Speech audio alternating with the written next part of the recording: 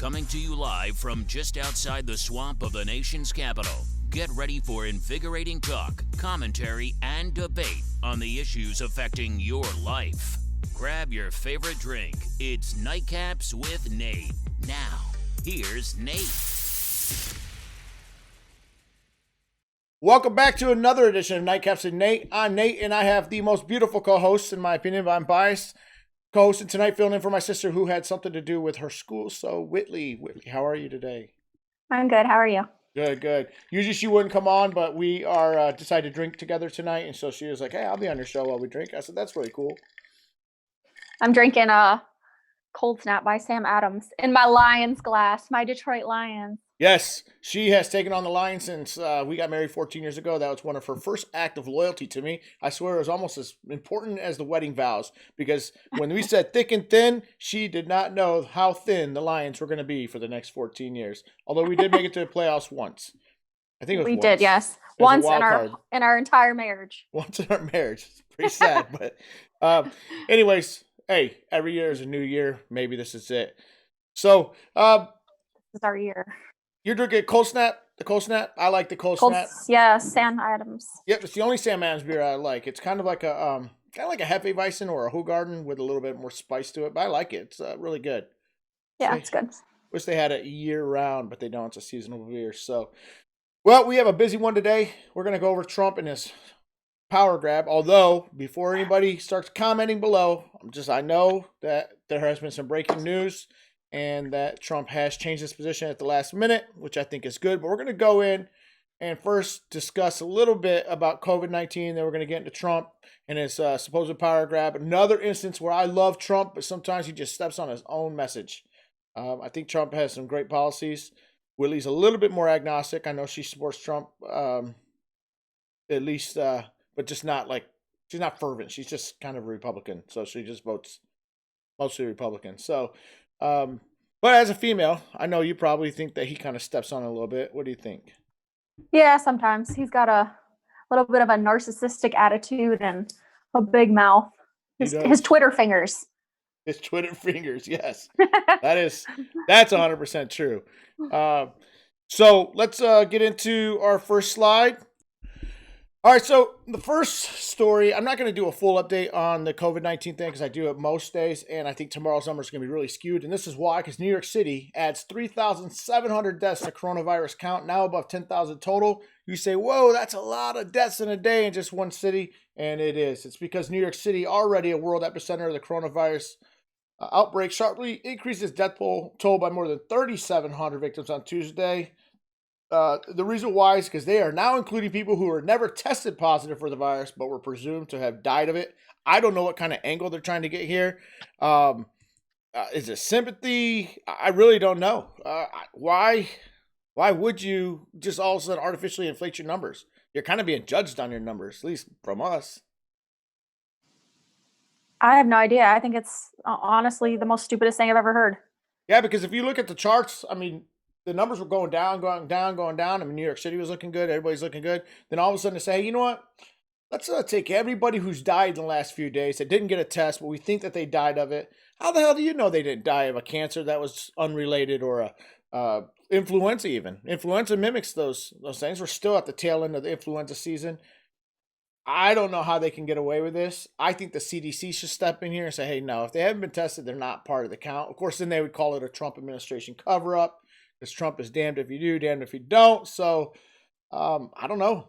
Now, so that's true. One thing that they cannot fake is, unless they just don't do testing, which we know New York City's going to test if they have the test available, is we'll see the actual confirmed case numbers. So we'll see, but it really doesn't really help their cause at all, I don't think. Yeah, I think it's unfair to families, and I think it's unfair.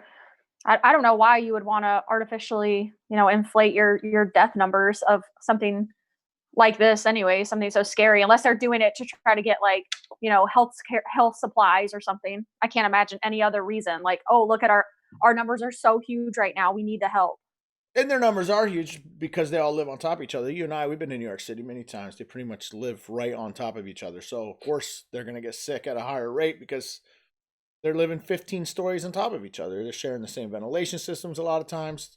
They found that it could be transmitted through faulty sewage pipes. I mean, there's a sneaky little virus, man. Yeah, I agree.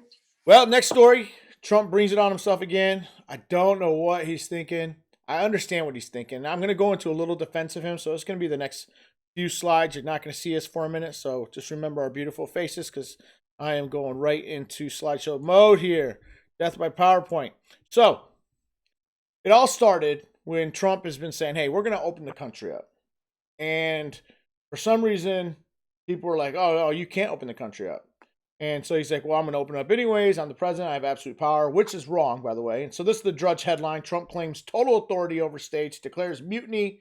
He didn't declare mutiny. He said that Cuomo was being mutinous. We're going to get into that in a second.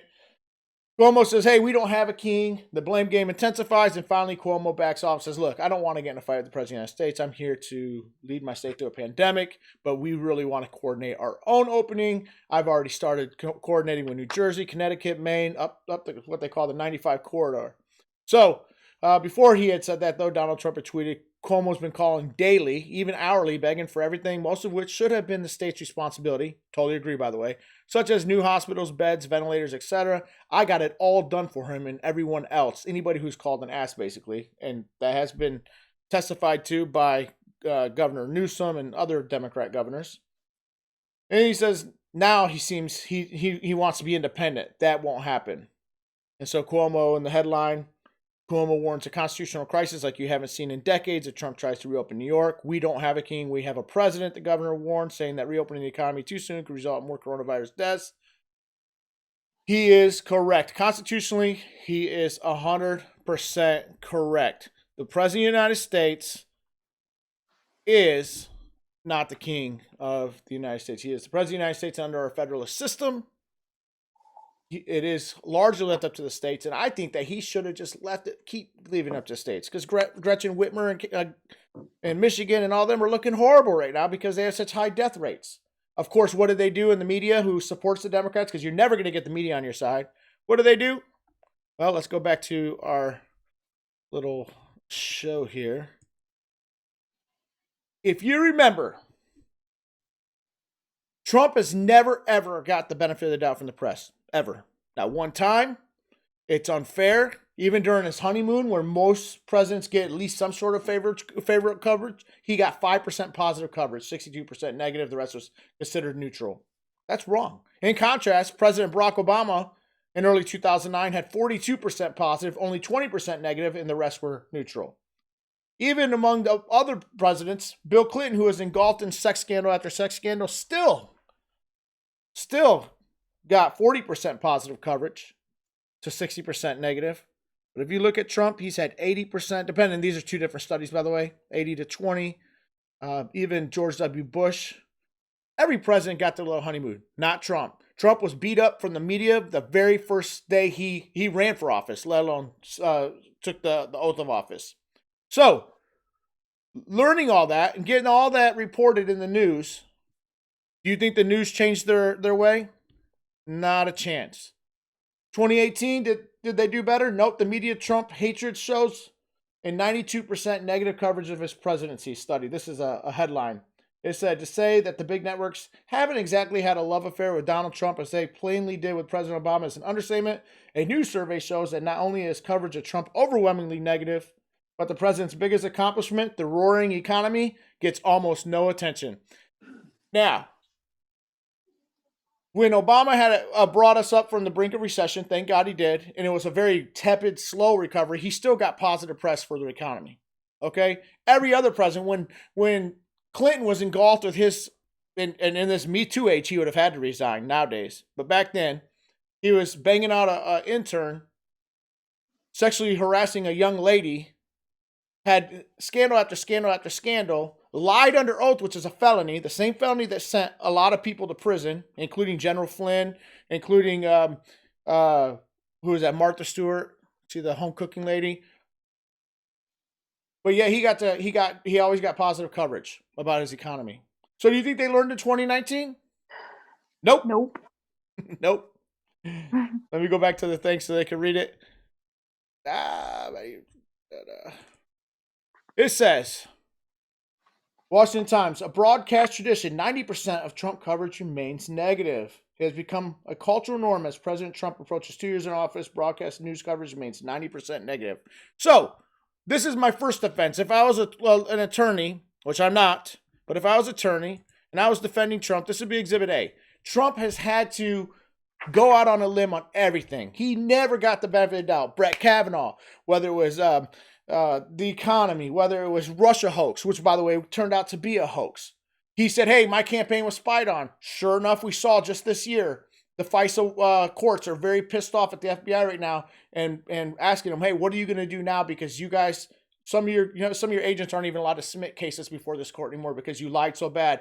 And basically, President Obama spied, his Justice Department spied on a presidential candidate. That's Watergate shit, man. That stuff will kick people out of the thing. He never got the benefit of the doubt, even though he's been proven time and time and again right. His travel ban, he said it is constitutional. Went up to the high court, declared constitutional. His remain in Mexico policy, all these things. But the press has always been against them. And I labor that point day after day, and I'll continue to do it as long as the press is that biased. All right. Exhibit number 2 in his defense. And again, I disagree with him. I disagree. He does not have the power to reopen the states. But you know what? Just 2 or 3 weeks ago, the media was beating him up, and Democrats were beating him up for not instituting a countrywide lockdown, a nationwide lockdown. Now, it's to be assumed that if the Democrats think that you have the power to shut all the states down, then of course they should believe that he has the power to reopen them, right? Wrong. Then Trump won't stop American travelers, so governors do it. That was Politico.com on 3/27/2020. Coronavirus in America. Joe Biden calls for a nationwide shutdown if he was president. So apparently Joe Biden, their anointed candidate has decided that, hey, yeah, Trump can shut down and reopen the government. Okay? Now let's look at the headlines now from this biased media. Now, Trump claims he can override state lockdowns. That's Newsweek. LA Times, Trump accuses Democrat governors of mutiny because he can't open it. Washington Post, Trump ignores the Constitution in assertion that his authority is absolute. I will be the first, if I was advising Trump, to say, hey, yo, I don't know what you're trying to gain here, but no, you don't have the authority. Maybe if you declared like martial law or something, but you don't have the authority. Okay? But you can't have your cake and eat it too. Have you ever, and I know you probably never followed it like I did, and you're a lot younger than me, Whitley, but do you think the press is fair with Republicans in general, especially Trump? No, not at all. I honestly don't follow politics a lot, but I do remember, I was old enough to remember like Obama and Bush. I've never seen such attacks on like a world leader in my whole life. It's pretty sad actually that he can't do anything without being scrutinized for it all the time. Yeah, and he's damned if he does, damned if he doesn't. First, he doesn't shut down the government, or the whole country. Man, he's an asshole. He's waiting too long. Oh, blah, blah, blah, blah. And then he says, hey, I'm going to open this economy back up. We need to get going. And now they're claiming, and they're going to hang this around his next watch. And Republicans, oh, who's had the biggest deficits in history? It was Trump. Yeah, because everybody pushed for a $4 trillion in stimulus. I was going to say, yeah, that's like no fault of his own, really. Right, but the media's not going to be kind. They're not going to make excuses for him. Had he not done it, though, it would be just as unkind anyways. Exactly. So the guy's, he's screwed either way. Can you imagine every single day? And just imagine all these Democrats and these rappers and everybody, they were his friends before he ran for office. Yeah, that's what I was going to say. I just know, and I've read stories about like all these people that were his friends before and now have all come against him. Like, crazy. It is nuts. And remember the free pass that Hillary Clinton got for Benghazi? The media were like, oh, the Republicans are trying this, trying that. See, when the media talks about against a Democrat, they say the Republicans are saying this. But when they're talking about a Republican, they say the nation or the people are saying this. So when they're talking about negative press that a Democrat's getting, they frame it as a partisan issue. But if it's against Trump, then it becomes a people issue. And that's the bias. That's that implicit bias that we get day in and day out. From these jackholes. I just can't take it. I mean, people, oh, you must get all your news from Fox News. I get some of my news from Fox News, but you have to. I mean, you got to hear both sides of the story. Yeah, whereas Fox kind of goes like the whole to the right. All the other news sources pretty much stay all towards the left. There's not really like a real center news station to watch. So you kind of have to decipher the two by watching both. Yeah, why? I mean, it's crazy. It's crazy. So last part of this story, like I said, Trump has seen the light, thank God, because this is not, I don't think, a fight he really wanted to get in. Let the states take their own blame for their incompetence. No, don't get involved. You know what I'm saying? So let's do this so the viewers can see it. Breaking news: Donald Trump abandons. Oh, here's a headline: abandons fantasy that he calls the shots and says individual governors will decide on when to reopen the economy, claiming some will get going before May 1st. Look, exhibit number 3 is where I'm going to go with this one. And let me see if I got a thing. No, I don't yet. Okay, so I didn't put a pictorial there, but I'm going to explain it. Just like welfare recipients. Remember a couple years ago, they said, hey, a lot of states, they were saying, if you collect welfare, you got to get a drug test, right? Because your money's not going to go to marijuana, cocaine, heroin, and all that, right? They should. Well, they should, yeah. But the ACLU sued. Democrats abandoned the plan, so did Republicans, because they just didn't want to face the lawsuits. But I used to always say, man, when we went to go buy a big old house, or any house, what do? You have to submit financial statements. You have to submit references. You have to submit bank records. You have to submit your pay stubs. It gets pretty intrusive. Why? Because we're inviting the bank to give us a big sum of money. So we know. We're like, hey, okay, yeah, sure, you can have all that. Because they're trying to decide, hey, is this guy trustworthy, right? If you invite the government into your life, you cannot be all of a sudden a small government person and collect welfare. You just can't do it. Because you're inviting them to pay your bills. Okay? Now, I'm not hating. If you're on welfare, I grew up on welfare. I'm not hating on it because it is sometimes a very vital thing. But the government has the right to make you go out and search for a job and to get little signed slips. That's what they do. And make sure that you've been out validly looking for a job, right? Because you've invited the government into it. Well, the same thing for you states. If you were not ready, and granted, we do have a CDC and a FEMA on purpose. I understand that their point is to help the states. But if you ask for that help, expect a little bit of your power to go away.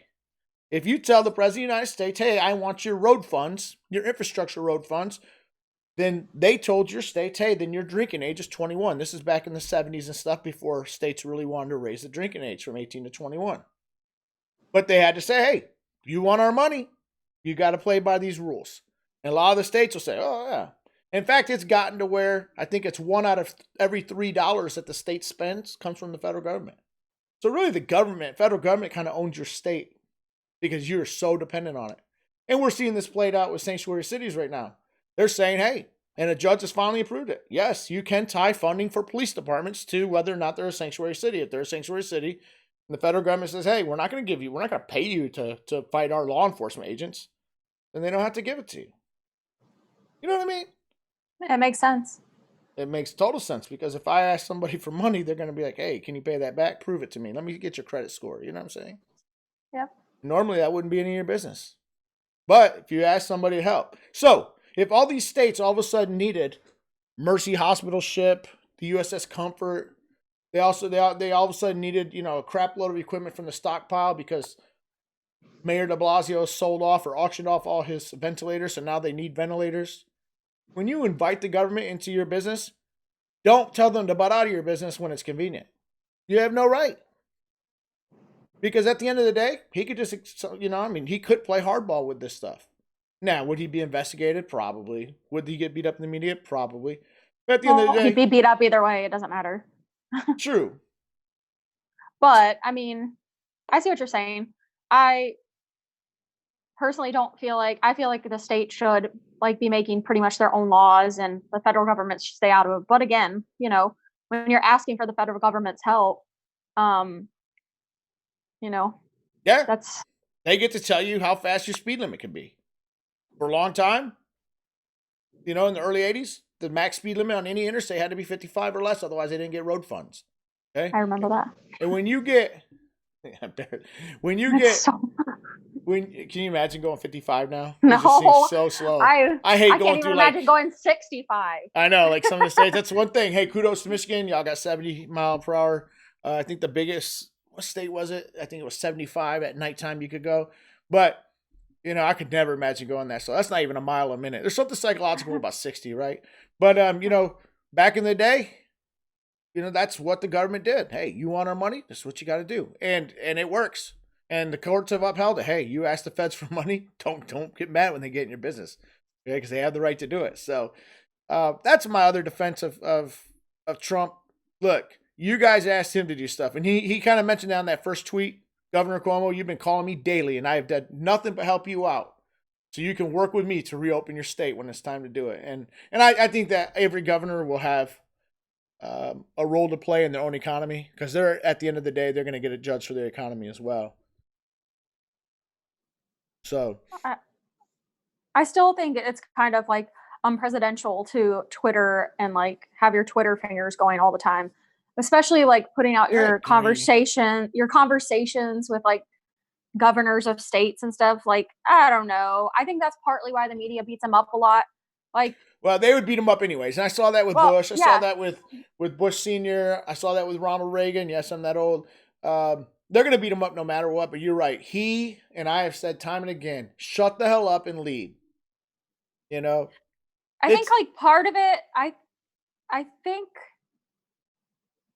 think sometimes it's okay and like appropriate, but at the same time, it's really inappropriate to like be narcissistic and brag about, you know, you've called me for help, like, you know, you've asked me for all this. Yeah, and when he's reading stuff, he'll say, like, I'm going to read this line. Said he would leave the decision, and it's a very big decision, probably one of the biggest decisions in the world, in the hands of individual governors. Yeah, the governor's going to, you know, it's like, dude, you got a professional speechwriter who wrote you a beautiful speech. Read the damn thing, and we don't need your extra commentary, you know. He does step on his own self. He's awesome when he's not in front of a script. Right. He is awesome when his fingers are not touching Twitter.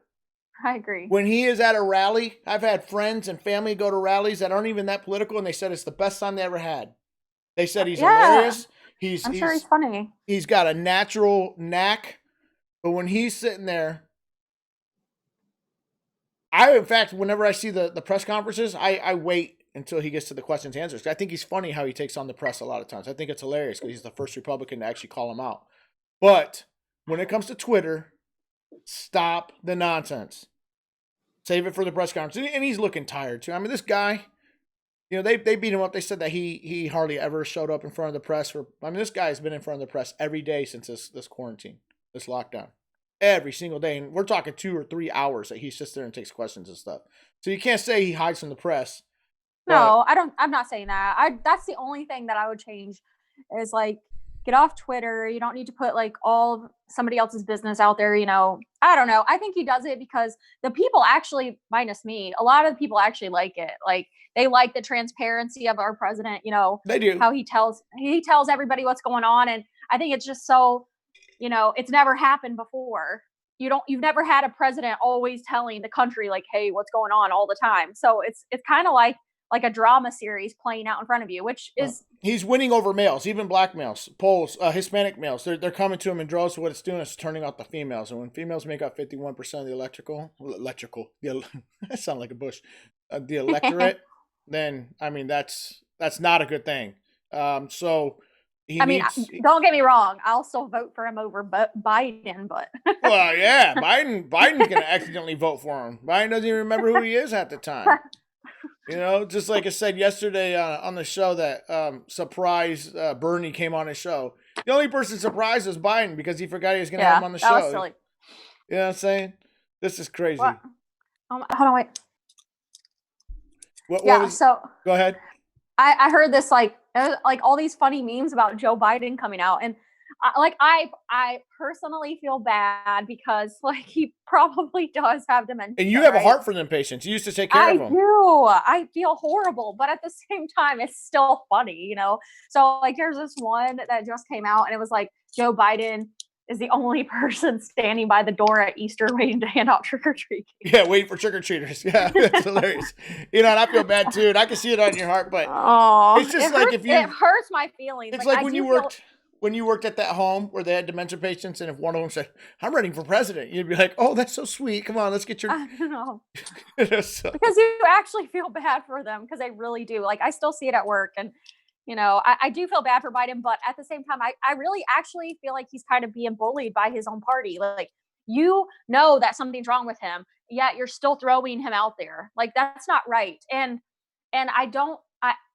I feel like he has no chance in hell of winning, right? Okay, we know that. He's not going to win against Trump. Like, yeah, Trump's there's going no to rip way. him apart when he gets. I mean, you He got to is, and admit, though, that's- he's got a media on his side. So the media is going to cover for him.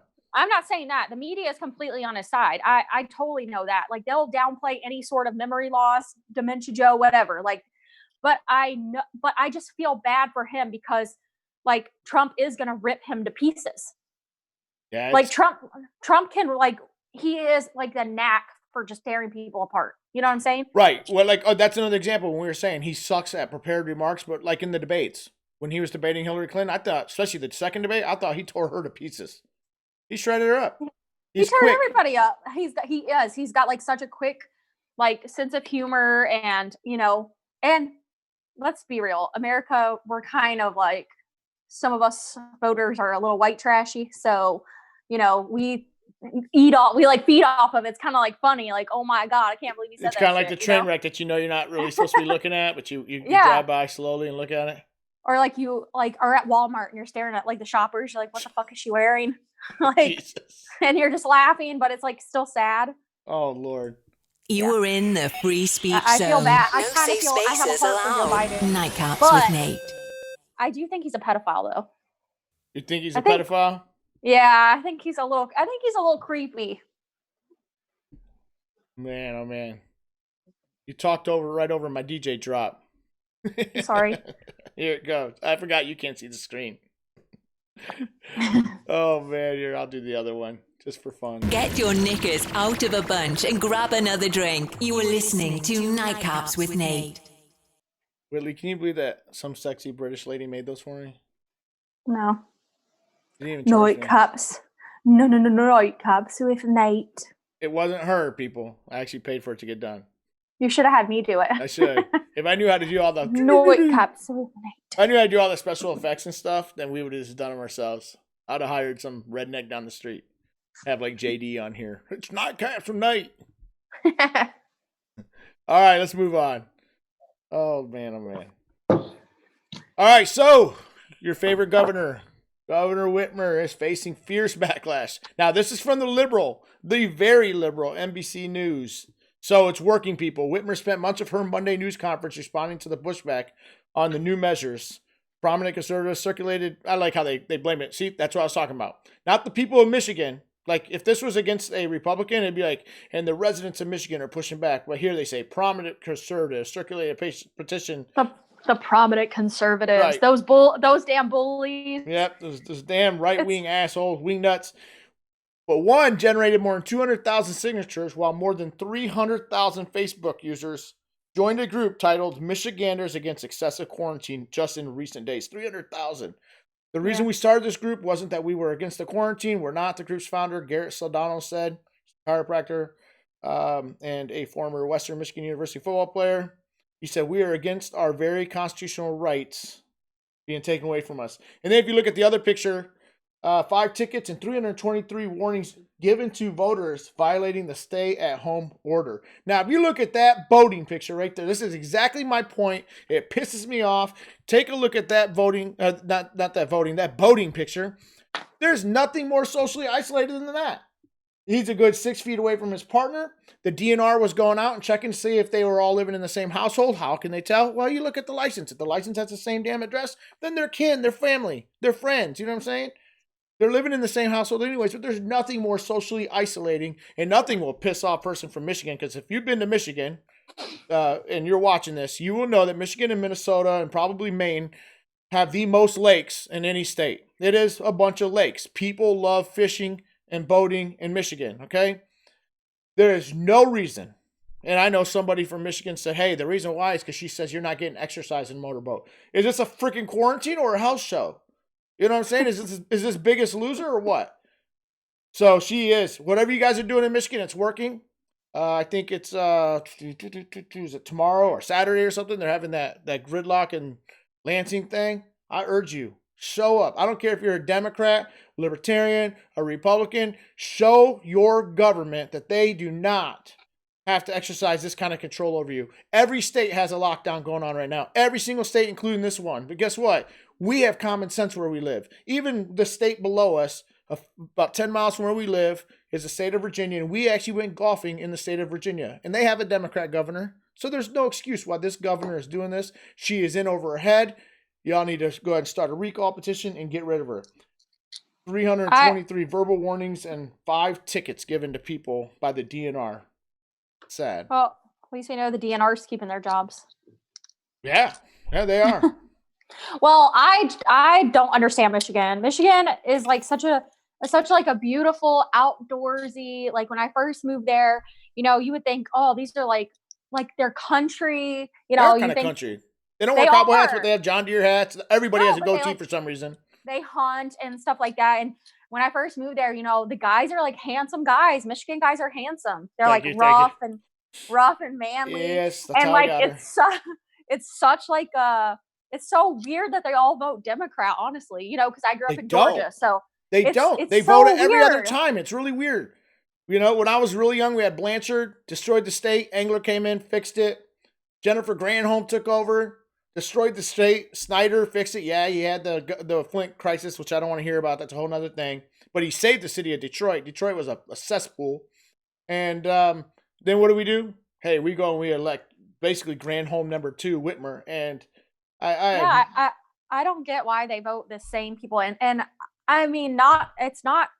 Well, it's because she's like a woman or anything, but I just don't get it. Like, it's the Michigan, it's so different from what you imagine when you go visit Michigan. Like I don't know if it's because they like depend on like the welfare services or something. No. Like, it's Detroit. It's increasingly Macomb County and Oakland County. It's the Detroit area, the Flint, Michigan area, and the wokesters, all those social justice warriors over in Grand Rapids. Grand Rapids is a great city. Grand Rapids is a beautiful city, literally a beautiful city. And Oakland is like a very wealthy city. And they keep voting Oakland County is a county, yeah. But the county, that's what I'm saying. But they vote in shit politicians all the time. Yeah, I don't get it. And they're increasingly, now it used to be because of the union vote, but more and more union folks are coming over to the Trump train, which is good. Now, I'll show you some rank hypocrisy, though. Next slide coming up. AOC and Chuck Schumer there. They decided that they're going to go to Queens, New York, the epicenter of all this, and have a very unsocially distanced press conference. AOC and Schumer blasted for photo op in top coronavirus zip code. They picked these zip code with the most cases and decided, you know what? We're not going to even wear a mask. We're not going to wear gloves. Nope. Instead, we're going to have a press conference. We must be immune to the effects of coronavirus and spreading it on to all the old people on Capitol Hill. And besides her, I mean, she's probably the youngest person on Capitol Hill. I mean, it makes sense to go to one of the most dangerous cities right now. Yeah. But AOC is not the brightest. I'm just going to put it out there. No, she's cute, but man, she's cute, yes. But man, she is man. But she's probably not even that cute. And people are gonna like, man, you and your wife talk about this stuff? Yeah, sometimes. I bet you she's got hairy armpits, a bush, hairy legs. I think cuteness is all relative to like the things that you're like around. You know what I'm saying? Like if you're like, what do you always say? The tallest midget. Yeah. Like maybe she's just one of the prettiest politicians. So we're like, oh yeah, she's really cute for a politician, Yeah, I even though she's yeah. Like, I don't know. Yeah. It's like when you're like if you were deployed or something, the girls are like, man, oh my God.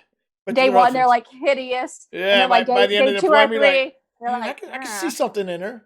By the end of the deployment, you're like, man, she's so hot. You're like, then you get off deployment and get around other women again. You're like, oh. Whoa. Yeah. All right, we're at the final thought session. This is a sad story, in my opinion. A traveling nurse, 33, becomes the latest frontline healthcare worker to die from coronavirus after her husband says she was exposed to infection when the hospital didn't give her a mask to treat patients. Danielle DeCencho Hopefully I said that right. Rest in peace. 33 was found dead by her husband in her living room last Thursday. She had placed herself in quarantine after believing she was exposed to coronavirus. Her husband has hit out that she would still be here if not provided adequate PPE. He claims the nurse had no face mask during a shift. If confirmed, she will be the second nurse to die who worked at Palmetto General Hospital. Earl Bailey, 56, died before an ambulance could be called to his home. I'm not sure where this is exactly, Palmetto, but I have a couple comments on there. A, so sorry for his family. They got a nice little, cute little baby. Cute young family. Sad. But I started doing some digging, and not so much the hospital you work at, Whitley, but a lot of these private hospitals. I found out because I'm like, how do these people in Walmart have these N95 masks, but our healthcare workers don't? And one thing I found out is that the prices, a lot of it is the supply and demand thing. So when the hospitals, they order, hundreds of thousands of these masks, right? Right. But the contracts are yearly. So the contracts were already done before this crisis hit and the prices skyrocketed. So the suppliers are having a hard time finding the price mask at a reasonable rate so that they don't totally go bust because they owe all these hospitals masks. I don't think that's an excuse. I think the government should step in and should have helped them buy some. And I know part of it was a supply chain shortage, just like toilet paper. I mean, there's Walmart here, still out of toilet paper, Yeah, so, you still can't find it. Yeah. But sad story nonetheless. That is sad. She's my age. That's crazy. She is your age. Did they say like any underlying health conditions? I didn't read the whole thing because I had to get on, but I mean, she's 33. And, Right. and another, a sailor died that was on that ship that where that captain got relieved, rightfully so. Not because he said something, but because he gave out sensitive information about the health of his ship. But one of those sailors died. So when people, including my brother, who I love, says, "Oh, there's nothing worse than the flu," come on, it is worse than the flu. It's deadlier than the flu because I never met one person in the military in 22 years I was in the Army. Never heard of one person die of the flu. It's usually the older people that die of the flu and stuff. Here we got 33-year-olds dying and stuff.